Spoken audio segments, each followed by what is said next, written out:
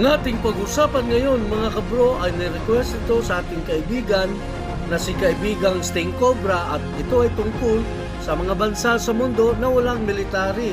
Na ibig sabihin na wala silang military forces sa kanilang bansa. Pero bago tayo magpatuloy, huwag kalimutang pindutin ang subscribe button sa baba pati ng notification bell para palagi kang updated sa mga videos na aking i-upload. Maraming salamat po.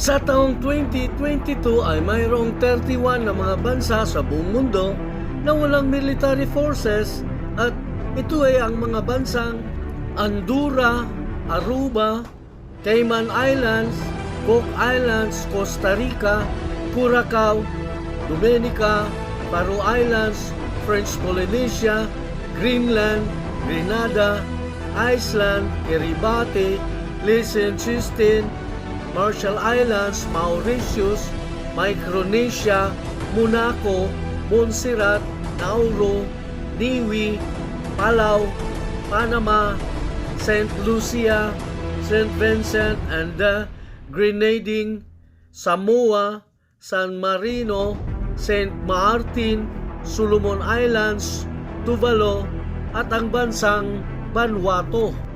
Ngayon ay uunahin natin ang bansang Andorra. Ang bansang Andorra ay isang maliit lang na bansa at ito ay matatagpuan sa pagitan ng bansang France at bansang Spain at ang bansang ito ay mayroon lang 85,000 na populasyon at ang bansang ito ay mayroon lang sariling mga pulis at ito ay tinatawag na Cos de Policia de Andorra, ngunit wala silang military. Ang pagtatanggol ng kanilang bansa ay pananagutan ng Espanya at Fransya dahil sa magkalapit lang ang kanilang mga bansa. Ang pangalawa ay ang bansang Aruba. Ang maliit na isla ng Aruba ay matatagpuan sa Caribbean Sea. Magmula sa taong 1986 ay humiwalay sila sa Netherlands, dati kasi silang membro ng semi-autonomous ng kaharian ng Netherlands. Sa kasalukuyan ay marami din silang mga turista na pupunta sa Aruba. Ang bansang Aruba ay mayroon lang 116,000 na populasyon at ang depensa ng kanilang bansa ay responsibilidad ng bansang Netherlands at ang kanilang national security ay nakafocus sa pakikipaglaban sa mga kriminalidad pati na ang terorismo. At ang pangatlo ay ang bansang Cayman Islands. Ang Cayman Islands ay isang grupo ng mga isla na matatagpuan sa Caribbean na nagmay-ari ng British Overseas Territories, na ibig sabihin na ang Britanya ay mayroong responsibilidad upang dipinsahan ang kanilang arkipelago. Ang Cayman Islands na may layo na 150 miles sa South Cuba at meron din silang sariling mga pulis na tinatawag na Royal Cayman Island Police. At ito, bansa nito ay wala silang military force hanggang sa ngayon. At ang pang-apat na bansa ay ang Cook Islands. Ang Cook Islands ay ipinangalanan kay Captain James Cook na isang estado sa Southern Pacific na nagsasarili ngunit nasa malayang pakikipag-ugnayan sa bansang New Zealand. Kaya ang New Zealand ay responsable para sa pagtatanggol nito, ngunit sa kahilingan lamang ng Cook Islands, at ang Cook Islands ay mayroon lamang 9,038 na populasyon at wala silang military armed forces. At ang panglima na bansa ay ang Costa Rica. Magmula sa taong 1949, ang Costa Rica ay walang armed forces. Ang kanilang mga pulis lang ang ginagamit para sa kanilang depensa at ang bansang Costa Rica ay pinoprotektahan ng Amerika. At ang pang-anim ay ang bansang Curacao. Ang bansang Curacao ay isang estado na isla na matatagpuan sa Caribbean Sea. At ang bansang ito ay walang military forces, gayon paman ang Dutch government ay nagkontrol ng kanilang foreign at defense policy. Ang isla na ito ay mayroong 171 square miles at mayroon lang 150,000 na population. At ang Dutch Caribbean Coast Guard ay nagbigay ng kanilang maritime security. At ang pampito ay ang bansang Dominica. Ang bansang Dominica ay isang estado na isla na matatagpuan sa Lesser Antilles sa Eastern Pacific, at ang bansang Dominica ay miyembro ng Commonwealth. Isa itong union ng several foreign states na binubuo ng United Kingdom. Dati itong colony ng UK at mayroon silang sariling pulis na tinatawag na Commonwealth of Dominica Police Force na nagsisilbi din bilang isang Coast Guard. At ang pangwalo ay ang bansang Faroe Islands. Ang bansang Faroe Islands ay matatagpuan sa North Atlantic sa pagitan ng British Isles, Norway at sa bansang Iceland. Ang Faroe Islands ay mayroon lang 51,000 na populasyon at wala silang military armed forces, ngunit ang Danish government ay responsable ng kanilang depensa at seguridad. At ang pangsyam ay ang bansang French Polynesia. Ang bansang ito ay matatagpuan sa Southern Pacific Ocean na binubuo ng mga maliliit at mga malalaking isla. Ang bansang ito ay may 290,000 na populasyon at wala itong armed forces. Ang France ang responsable ng kanilang territorial defense. At ang pang-sampo ay ang bansang Greenland. Ang bansang Greenland ay ang pinakamalaking isla sa buong mundo na geographically na pag-aari ng North America, ngunit ito ay isang autonomous na bahagi ng bansang Denmark. Noong taong 2018 ay bumoto ang Greenland para sa mas malakas ng sariling pamahalaan o responsibilidad sa mga gawaing panloob noong taong 2019. Pinasa ng Greenland ang Self-Government Act na kinilala na ang mga mamamayan nito ay may karapatan sa sariling pagpasya sa ilalim ng internasyonal na batas. Gayunpaman, ang Denmark ay patuloy na nagsasagawa ng kontrol sa ilang mga lugar sa patakaran kasama na ang foreign security at financial policy. Kaya naman ang gobyerno ng Denmark ay responsable din sa pagtanggol sa isla ng Greenland. At ang panlabing isa ay ang bansang Grenada.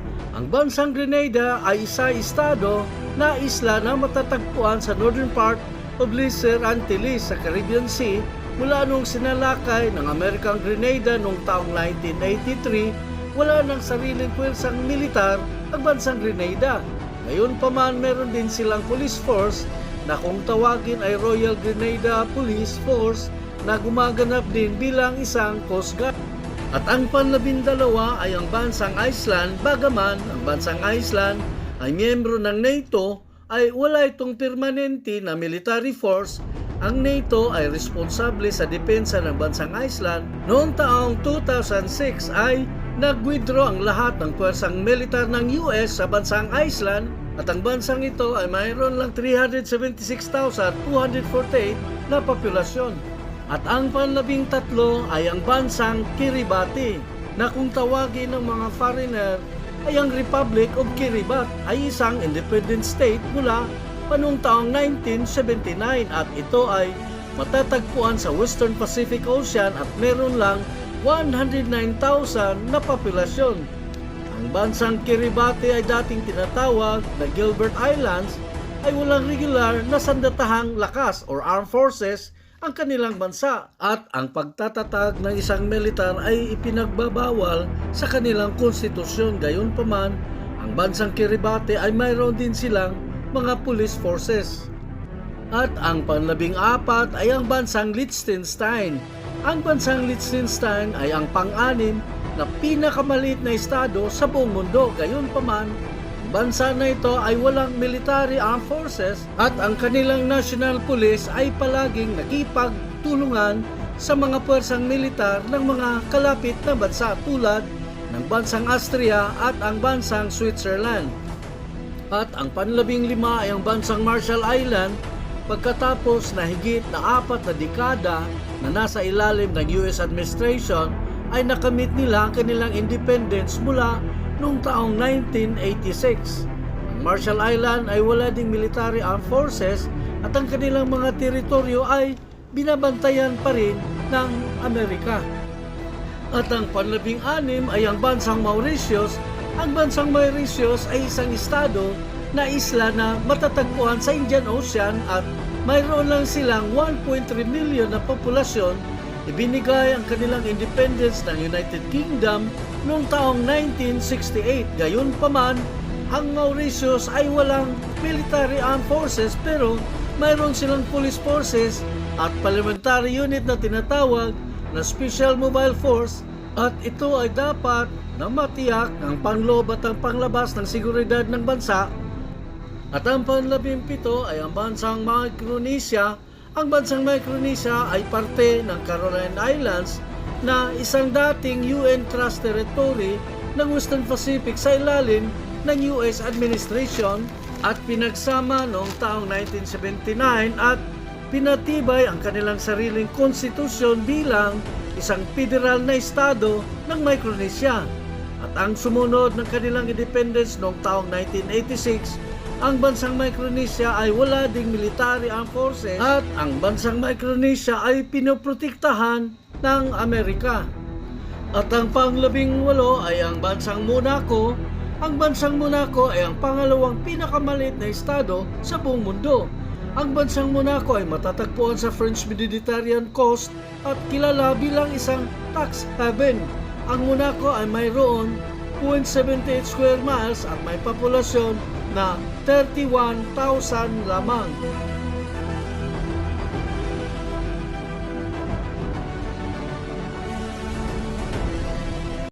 At ang panglabing-siyam ay ang bansang Montserrat. Ang bansang Montserrat ay matatagpuan sa Caribbean Sea at kinukonsidera itong teritoryo ng United Kingdom mula sa taong 1783 dahil sa ulit-ulit na pagputok ng kanilang bulkan ay napipilitan ang mga tao na lumilikas sa nakalipas na 25 taon. Gayunpaman, ang bansang Montserrat ay wala din silang military armed forces at mayroon lamang silang police forces, at ang Britanya ay ang nagpoprotekta ng kanilang bansa. At ang pandalawampu ay ang bansang Nauru. Ang bansang Nauru ay matatagpuan sa South Marshall Islands, ay ang pinakamaliit na republika sa buong mundo. Ang bansa na ito ay diniklara ng UN Trust Territory pagkatapos ng Second World War. Noong taong 1968 ay nakamit nila ang kanilang independence at wala silang military forces na may 10,000 na populasyon. Ang Australia ay nagprotekta sa kanilang bansa. Ang pang-21 ay ang bansang Niue.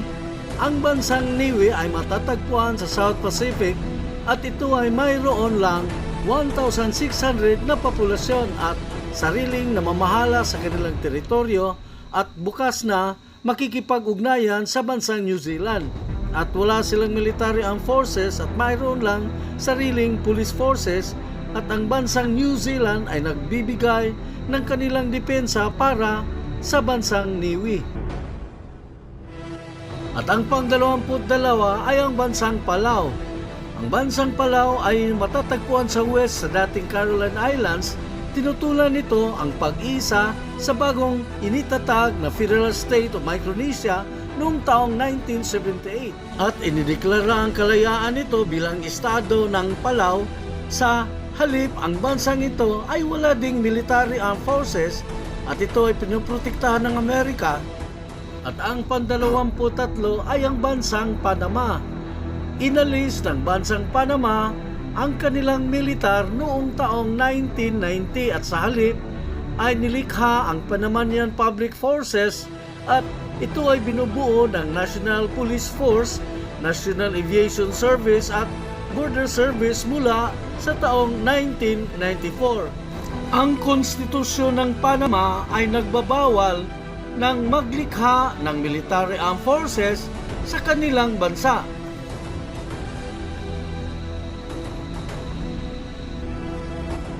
At ang pang-24 ay ang bansang St. Lucia. Ang bansang St. Lucia ay matatagpuan sa Caribbean Sea. Ito ay isang estado na isla na sakop ng West Indies at miyembro ng Commonwealth, at ang bansang ito ay walang sariling military armed forces at meron lang silang police force kasama pati special unit at naval unit. At ang pang-25 ay ang bansang St. Vincent and the Grenadines. Ang St. Vincent and the Grenadines ay matatagpuan sa Caribbean Sea. Binigay ng UK ang kanilang kalayaan noong taong 1979 at meron lang itong 102,000 na population at wala silang sariling military force at mayroon lang silang police force. At ang pang-26 ay ang bansang Samoa. Ang bansang Samoa ay ang unang Polynesian nation na nakamit ang kanilang kalayaan noong taong 1962. Ang bansang Samoa ay wala ding military armed forces at mayroon lang silang police force. At ang pang-27 ay ang bansang San Marino. Ang bansang San Marino ay pinakamatanda na republika sa buong mundo at pangatlo na pinakamaliit na estado sa Europa. Ang maliit na bansang ito ay pinapapalibutan ng bansang Italy at wala din silang military armed forces at mayroon silang police forces at sila ay pinoprotektahan ng bansang Italy. At ang pang-28 ay ang bansang St. Martin. Ang bansang St. Martin ay matatagpuan sa Caribbean Sea na isa itong autonomous ngunit ito ay bahagi ng Kingdom of Netherlands. Ang northern part ng bansang ito ay teritoryo ng bansang Pransya. Wala din itong military forces at sila ay protektado ng bansang Netherlands. At ang pang-29 ay ang bansang Solomon Islands. Mula noong kalayaan ng Solomon Islands noong taong 1978 ay nagkaroon ng paulit-ulit na marahas na kaguluhan at mataas ang bilang ng krimen sa isla. At sa pagitan ng taong 2003 hanggang 2017, isang aid mission na binubuo ng mga pulis military at civilian advisors mula sa kabuuan ng 15 kabansa na naging aktibo sa Solomon Islands at ang layunin ng misyon nito ay para maibalik ang kaayusang sibil at pampolitika sa bansa. Ang Solomon Island ay walang military forces at mayroon lang silang police forces. At ang pang-30 ay ang bansang Tuvalu. Ang bansang Tuvalu ay matatagpuan sa Pacific Ocean at kilala bilang Ellice Island, isang British colony at ang pang-4 na pinakamaliit na estado sa buong mundo. At ngayon ay meron lang silang 11,000 na populasyon. At ang bansang Tuvalu ay wala ding military armed forces at meron lang silang police forces. At ang pang-31 at panghuli ay ang bansang Vanuatu. Mula noong kanilang kalayaan noong taong 1980, ang Vanuatu ay kabilang sa New Hebrides, isang teritoryo ng maraming isla ng Pasifiko na pinangangasiwaan ng UK at France. Ang island state ng Vanuatu ay binubuo ng mga 80 na mga isla at walang military force pero meron lang silang police force na tinatawag na Vanuatu Mobile Force at Police Maritime Wing. At hanggang dito na lang mga kabro, sana nagustuhan ninyo ang bidyong ito. Maraming salamat sa inyong panonood. Magandang gabi, umaga, tanghali sa inyong lahat. Maraming salamat po.